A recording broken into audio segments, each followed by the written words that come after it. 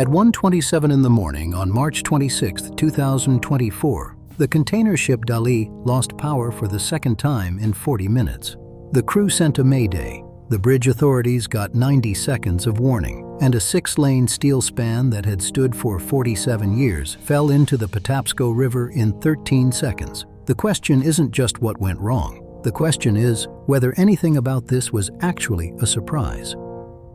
Baltimore sits at the end of a long reach of the Chesapeake Bay, connected to the open Atlantic by roughly 200 miles of estuary.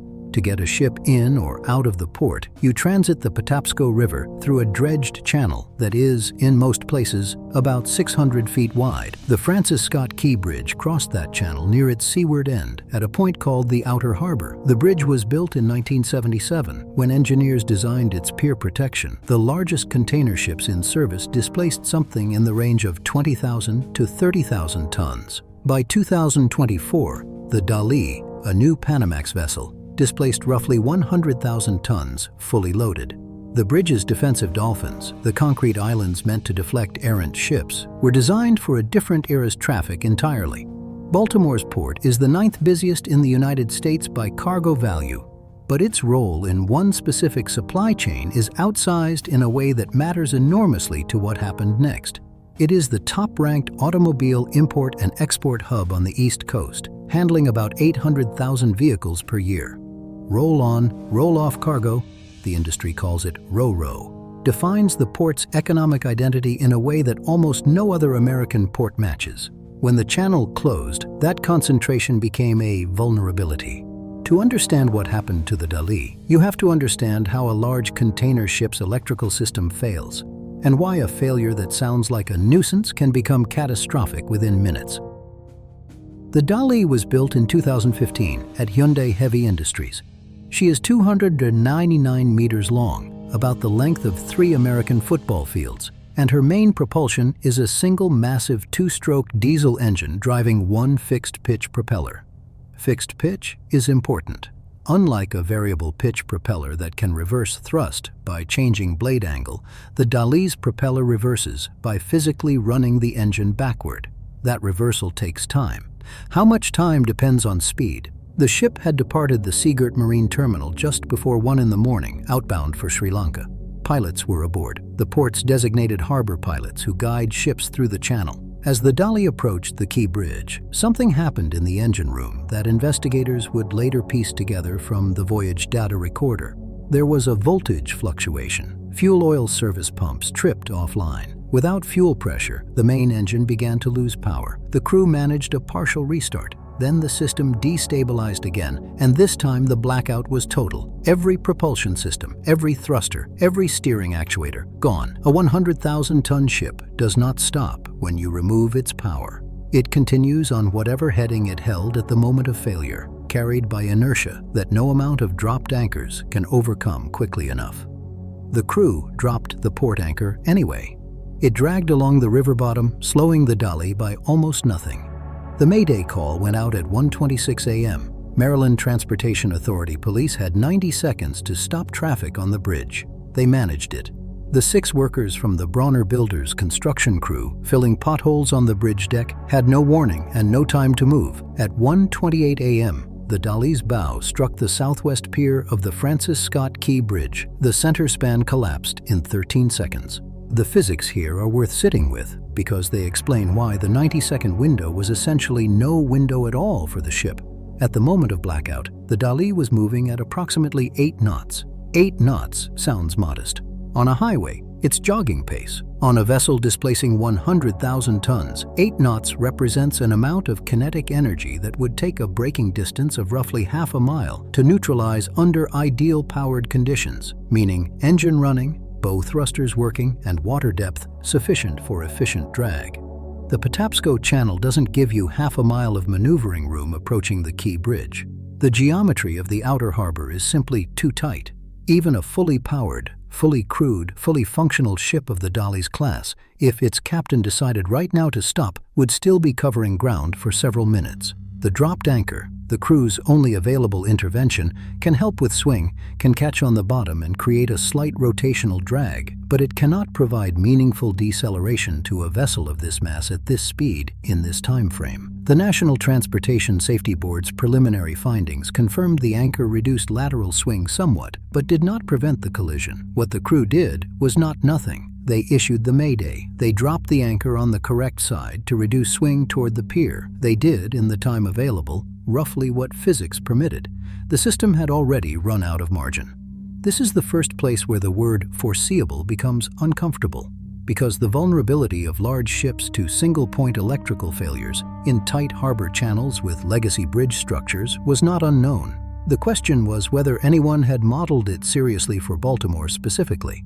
The short answer is, they had not. And if you find that incredible, well, this is exactly the sort of gap this channel exists to excavate. Subscribe if you want to keep pulling this thread. The Francis Scott Key Bridge had pier protection. This is important to acknowledge before explaining why it was insufficient. The original construction included two large concrete fender systems flanking the main navigation channel's piers. These were designed to deflect smaller vessels or absorb glancing blows. By the standards of 1977, when the bridge opened, they were reasonable. But bridge protection engineering has evolved significantly. After the 1980 Sunshine Skyway collapse in Tampa, when a freighter struck a pier in fog, killing 35 people, the American Association of State Highway and Transportation Officials updated its vessel collision risk standards. Those updated standards require bridge designers to calculate the probability of vessel collision over the bridge's design life and to size pier protection based on the actual traffic using that waterway, not the traffic that was using it when the bridge was built. The Key Bridge was never retrofitted to those updated standards. The state of Maryland had conducted vulnerability assessments. The American Society of Civil Engineers bridge inspection reports had flagged concerns about the bridge's resilience to modern vessel strikes. A 2021 report by the Johns Hopkins University Applied Physics Laboratory, commissioned to examine Chesapeake waterway infrastructure risk, noted that several Baltimore waterway crossings presented elevated collision exposure given increased vessel sizes. These are not secret documents. They are in the public record. The navigable channel at the Key Bridge left a lateral clearance of roughly 600 feet between the fender systems. A new Panamax vessel like the Dali is nearly 100 feet wide at the beam. That clearance sounds generous until you account for set and drift in a tidal river, a vessel that is not tracking perfectly straight, and any kind of steering loss. The margin in a worst-case scenario was always thin. When the Key Bridge fell, the Patapsco Channel closed completely, not partially, completely. Every vessel inbound or outbound for the Port of Baltimore was stopped. For a port with a diversified cargo mix, bulk grain, containers, liquid bulk, general break bulk, a channel closure is painful but manageable. Cargo can reroute to alternative terminals. Containers bound for Baltimore can divert to Philadelphia or Norfolk. The supply chain bends. Baltimore doesn't have that flexibility, not for automobiles. The Port of Baltimore handles roughly 800,000 vehicles per year across its ro-ro terminals, principally at the Dundalk and Cox Creek marine terminals. The brands running through Baltimore are not random. They include BMW, Mercedes-Benz, General Motors, Volkswagen Group, and several others whose East Coast distribution logistics are built specifically around Baltimore's terminal infrastructure, the rail connections at Dundalk, and the I-95 corridor access.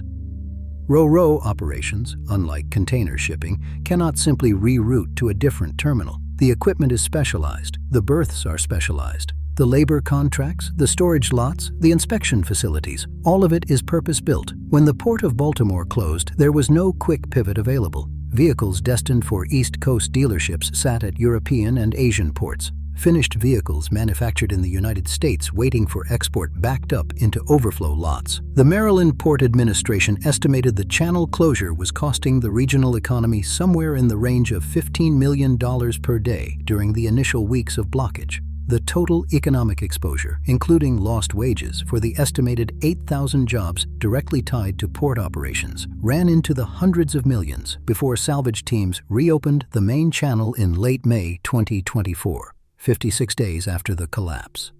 But what nobody fully reckoned with until after the Dali drifted into that pier was how many separate failure modes had to coexist for the disaster to become this bad. The ship had an electrical system with a known vulnerability class. The harbor had a bridge built to a standard 47 years out of date. The port had a cargo concentration that made channel closure economically devastating rather than merely disruptive. And the regulatory framework governing bridge protection updates, which requires states to retrofit aging structures to modern vessel collision standards, had no enforcement teeth. None of those four things, individually, causes a catastrophe. Together, they form what safety researchers call a latent failure system, a structure in which the accident is not waiting to happen randomly, but is waiting to happen predictably whenever the triggering conditions align. The captain and crew of the Dali were not negligent. The harbor pilots were not negligent. The workers on the bridge deck had no information and no exit. 6 of them died. The tragedy sits in the gap between the ship that was operating in that channel and the infrastructure that was designed to handle a different, smaller world. The deeper question, the one the NTSB investigation and congressional hearings are now working through, is whether Baltimore was singular, or whether there are other American ports where the same stack of outdated infrastructure, concentrating cargo, and growing vessel sizes is quietly accumulating the same exposure. The preliminary answer from anyone who has looked seriously at the data is not reassuring. The Francis Scott Key Bridge was not the only aging span crossing a major American shipping channel that was last evaluated for vessel risk in an era when the ships were smaller. It was just the first one to come down. If this got you, the next episode on this channel is about the hidden economics of flag of convenience registries and why the Dali, an Indian-crewed, Singaporean-operated Marshall Islands-flagged vessel, is actually the most normal ship in the harbor.